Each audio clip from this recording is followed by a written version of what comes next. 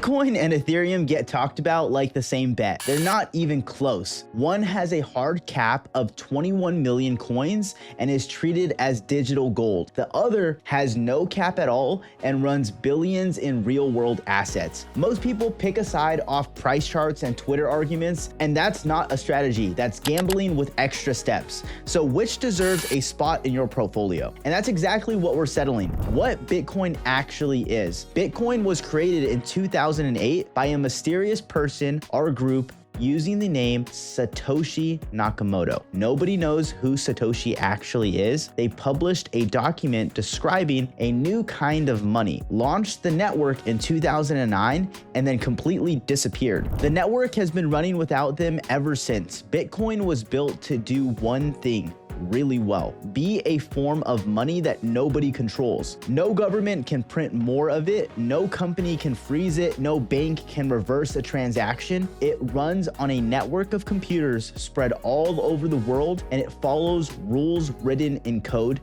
that nobody can change without the agreement of the entire network. The most important rule is this: there will only ever be 21 million Bitcoin, ever. That's it. The number is baked into the code and it cannot be changed. Right now, 93% of all Bitcoin that will ever exist has already been mined. That means the supply is almost completely fixed. And as more people want to own Bitcoin over time, a fixed supply with growing demand has one logical outcome. This is why people call Bitcoin digital gold. Gold has been used as a store of value for thousands of years. Because it is scarce, durable, and nobody can just make more of it, Bitcoin has those same priorities in digital form. And unlike gold, you can send it anywhere in the world in minutes. What Ethereum actually is. Ethereum launched in 2015, 7 years after Bitcoin. Its creator, a young developer named Vitalik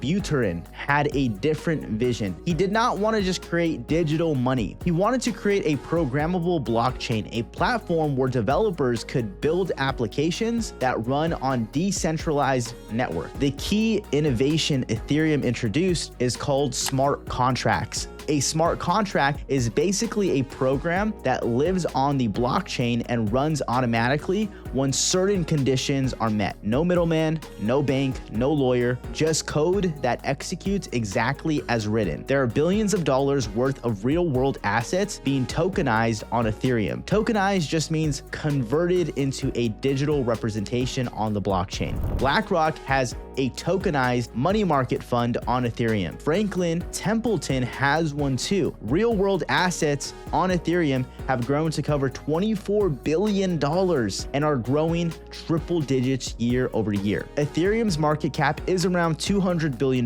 right now. This is significantly smaller than Bitcoin, but the range of things being built on top of it is significantly larger. The key difference is side by side. First one's going to be supply. Bitcoin has a hard cap of 21 million coins. Ethereum has no hard cap. However, Ethereum burns a portion of its fees with every transaction, which can actually reduce the total supply over time when the network is busy. So while Ethereum does not have a fixed ceiling, it has a mechanism that makes it deflationary during periods of high activity. Now let's talk about security. Bitcoin is the most secure blockchain in existence. It has never been successfully hacked. Its simplicity is actually a feature. The less complex the code, the fewer ways there are to attack it. Ethereum is more complex because it supports smart contracts. More complexity means more potential attack surfaces. Though Ethereum itself has never been hacked, individual smart contracts built on top of it have been exploited many times. Energy use. Bitcoin uses a system called proof of work to validate transactions. This requires enormous amounts of computing power and electricity. It is intentionally expensive because that cost is what makes the network secure. Ethereum switched to a system called proof of stake in 2022. Instead of using energy to secure the network, validators lock up their Ethereum as collateral. This uses about 99% less energy than Bitcoin mining. Speed and cost. Bitcoin processes about 7 transactions per second. Ethereum processes about 15 to 30 on its base layer, but Ethereum has a growing ecosystem of layer 2 networks built on top of it that can handle thousands of transactions per second at very low cost. That means a faster, cheaper network that settles its transactions back to Ethereum for security. Staking. You cannot stake Bitcoin. You can stake Ethereum. Right now, about 30% of all Ethereum is staked, earning validators roughly 3 to 5% annually. And so that gives Ethereum holders a way to earn yield on their holdings that Bitcoin simply does not offer. The case for Bitcoin. Here is the strongest argument for Bitcoin having the better future. Simplicity is a future, not a bug. Bitcoin does one thing. It is a scarce, secure,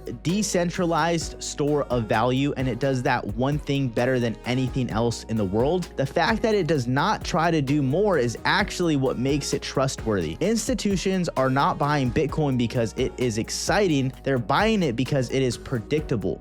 The rules do not change. The supply does not change. The network has been running without interruption for over 15 years. And that kind of track record matters when you're managing billions of dollars. Gold has a market cap of around $18 trillion. Bitcoin's market cap is around 1.2 trillion. If Bitcoin captures even a fraction of gold's role as a global store of value, the upside from here is significant. The case for Ethereum. Here is the strongest argument for Ethereum having the better future. The world is moving on chain, and Ethereum is the platform it is moving onto. Decentralized finance, which is the ability to borrow, lend, trade, and earn yield without a bank, is built primarily on Ethereum. Real-world asset tokenization is happening primarily on Ethereum. The infrastructure for a new financial system is being built on Ethereum right now. Ethereum is trying to do the same thing to finance, make financial services open, programmable, and accessible to anyone with an internet connection. The staking yield is also a meaningful advantage. Ethereum holders can earn 3 to 5% annually just by staking their coins. In a world where savings accounts pay almost nothing, that's genuinely attractive. The honest answer, here's the part most people just want to skip to. Which one is actually better? The honest answer is that they are not competing for the same thing. Bitcoin is competing with gold. It is trying to be the best store of value in the world, a place to park wealth that cannot be inflated away, confiscated, or controlled. Ethereum, on the other hand, is competing with financial infrastructure. It's trying to be the platform that the next generation of financial applications is built on. Asking which one has a better future is like asking whether gold or the internet has the better future. They serve different purposes. Both of them can win. A lot of experienced investors hold both for exactly this reason. Bitcoin as the foundation, Ethereum as the growth layer. Neither is a guaranteed winner. Both carry real risk. Crypto is still a volatile and speculative asset class. Never invest more than you are comfortable losing. If you want to start building a position in either Bitcoin or Ethereum, Coinbase is one of the most trusted and beginner-friendly platforms to do it on. You can buy as a few dollars worth of either. Set up reoccurring purchases to build your position over time and keep everything in one place. The link is in the description down below.